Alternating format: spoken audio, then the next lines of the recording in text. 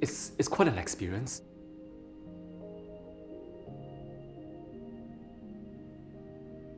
I try to live my life as normally as possible.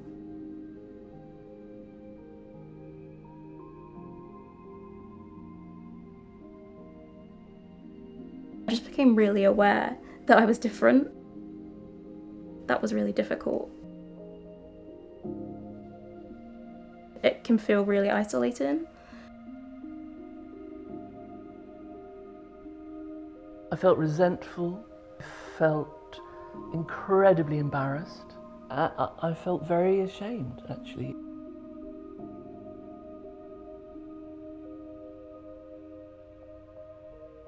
Just a year out from the Olympics, I was told I would need surgery, which at the time was like the end of the world for me.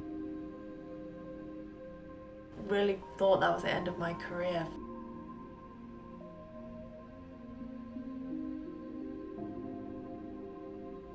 It was during COVID, so we had to call the doctor and they asked us to send photos. That same night we got a phone call. We were dreading it. We thought, how's she going to cope with this? My name is Eli, I'm a model and I've got scoliosis. I'm Louise, I'm a speech and language therapist and storyteller, and I have scoliosis. I'm Lynn, I'm an Olympian in rhythmic gymnastics and I have scoliosis. Hi, I'm Laura. Hi, I'm Kevin and we're Amelia's parents. I'm Katie and I have kyphoscoliosis. For me, because I'm a model and I'm always very conscious about my back, part of it is my insecurity. I feel that like maybe my body is not as symmetrical, and it's something that I feel that I have to hide. For me, when I found that I've got scoliosis, I felt very alone. That's why I started speaking out.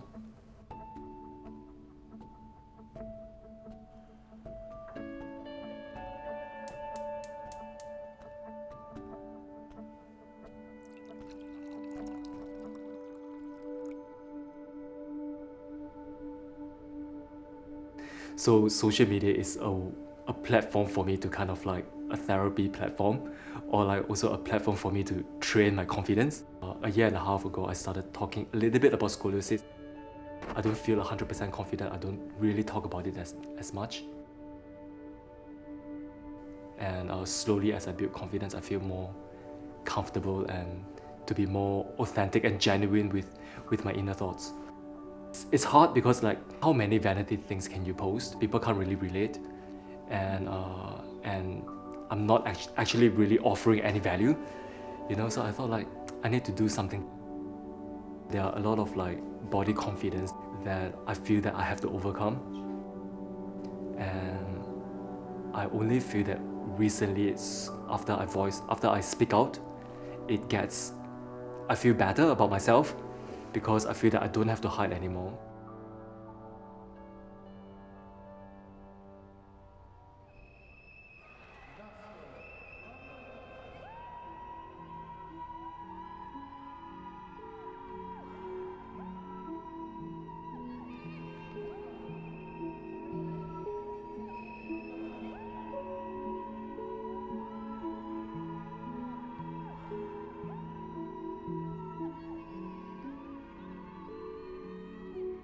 It was pretty much exactly 1 year before the Olympics, so the most important moment of my career, basically. I first realized something was wrong. I think my coach thought I was slouching during a presentation and she took some photos, and I was on the national team, so I was seen by a physio there and I got referred and realized I had scoliosis, and it wasn't really a concern at the time, but it rapidly changed, and I don't know how much my curve actually progressed, but the appointments became a lot more serious when all of a sudden, just a year out from the Olympics, I was told I would need surgery, which at the time just that was a really, really big, it was like the end of the world for me, basically. And, you know, I really thought that was the end of my career for a short while until I went to get a second opinion, and I'm still surgery free now. I don't exactly remember the moment that I started training again, but I think I just, like, we had so little time. It was like a year to go. We were working as hard as we could. We had all stopped school. I dropped out of school for a year, so we were training full time. It was, you know, really focused on this goal that every athlete's dream is to compete at the Olympics. The Olympics, I used to say it was the best week of my life. Now I've lived a lot more of my life. I mean, it's still an amazing week. Nothing compares to it. I'm like so lucky that that happened to me. So I think some of my kit is in here. Yeah. This is from 2012 Olympics. I think this is one of my favorite ones because the bag got the lion and the rings. I haven't got this out in ages, but we won a medal, and yeah, let's have a look at it. Yeah, it also needs a clean. It's a bronze Commonwealth medal from Delhi.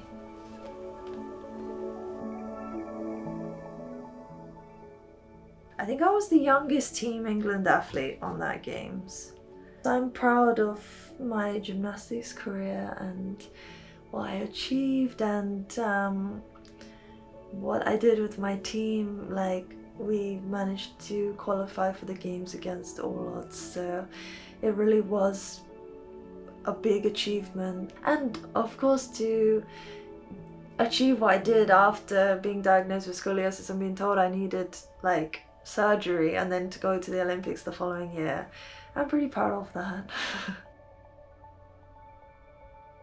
Now I still keep active. I do dance and I'm also acting. So I love to perform. This was my favorite thing to do as a gymnast. I feel like I've just taken that part of me and continued it in other creative projects.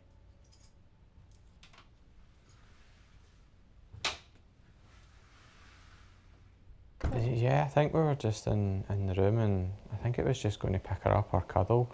I can't really remember, but I just remember like a little, something wasn't like symmetrical. And because it was COVID times, things were taking longer, and from what we'd sort of read online, it was best to kind of act fast. And we contacted SSR, and they gave us like a list of consultants that we could sort of contact and see if any of them would see Amelia. It was just like the end of the world, really, wasn't it? We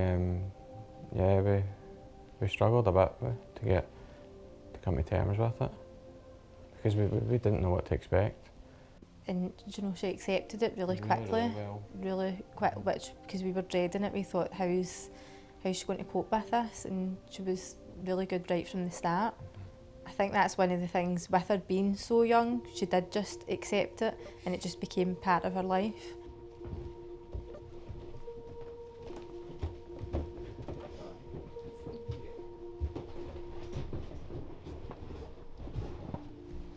And this is my room. Everyone that meets Amelia always talks about her personality, how she's so outgoing and sociable, and she is, isn't she? Yeah. She's such good fun. So this was my magazine, and I'm on the front cover, and I'm right here, and like, this is a doll who used to wear it, and she looked really pretty. So I started wearing it when I was like 2, and then I kept getting new ones after I got a brace after brace after brace up to this brace that I'm wearing right now. What does it feel like when you're wearing it?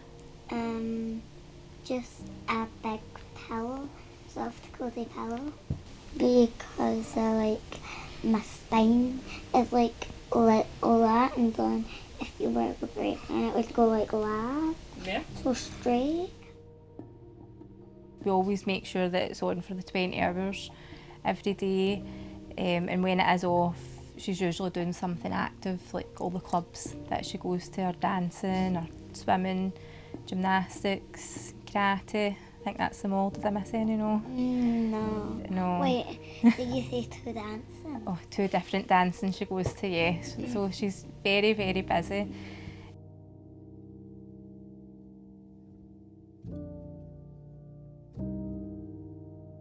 To get used to this is now the way of life, but it does get easier. It does, but it's a long road. I just look at her and I think it's not bothering her, so I try to not let it bother me.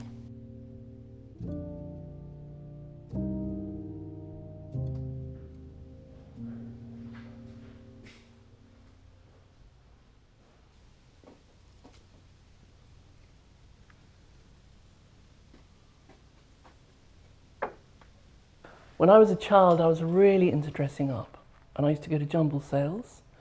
And so one Saturday I spent what in those days was a sixpence on what I thought was a very sexy, I was 11 years old, long black chiffon number that was backless. That evening my parents were going out. And so while they were getting dressed to go out for dinner, I, meanwhile, put on my black backless chiffon number and I waltzed into their bedroom, and all I remember is that I felt my father's fingers tracing down my back very gently, and he didn't say anything then, and he didn't say anything to my mother at the dinner party that they were going to, but the next week already I was taken back to Great Ormond Street Hospital for Sick Children. They described to me this curve that was emerging in my spine, and they prescribed what they called a Milwaukee brace. It was a thick leather corset around the torso, hot and stiff, and then it had these metal struts coming up to a chin pad and a neck bit. The brace I was made to wear 23 hours out of every 24. Now I understand what they were trying to do, but at the time I hated it. I hated wearing it. I hated the look of it. But I remember my dad taking me out and saying, "You're going to need the surgery, darling, and I have to tell you that you might not walk again, but you need to have it." So it was quite intense. So by then I was I was 13, nearly 14. There was no follow-up with the surgery. There was no psychological kind of support. And I came from a family, albeit very loving, who didn't really believe in talking about feelings a lot. So, I mean, I still get really frustrated and a bit resentful, but I have learned that to be angry with my own body is really destructive. You know, I feel great. I mean, I will always be recovering. I will always have this kind of stiffness in my back, and there are various things I need to adjust to. But I think because I was pushed so much through the surgery, through everything that happened, I was really pushed to find out what is important in my life, what am I most passionate about.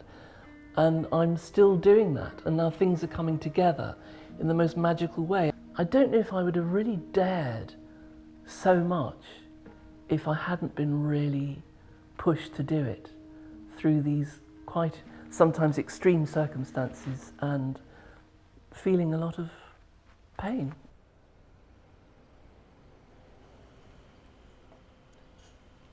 I found out I had scoliosis when I was 4. I was having a regular checkup at my paediatrician when they discovered that I had a slight curve in my spine. By the time I was 5, the curve had reached over 100 degrees, which was like quite a rapid growth from what it originally was. So I had growth rods fitted pretty quickly, and that meant I had to have surgeries every 6 months, which required bracing as well. And then I had my first fusion when I was 10. Yeah, and that was meant to be it. I was meant to be like ready to go do my own thing, not have to worry about any more surgeries. And yeah, it wasn't. So because of the way my curve is and it's only at the top, it started putting pressure on my spinal cord and I started to lose a feeling in my legs. I was having a lot of falls and ultimately I ended up paralysed at the end of it. I think I was 12 when that happened. I was never meant to walk again after that. So I just basically got taught how to live paralysed.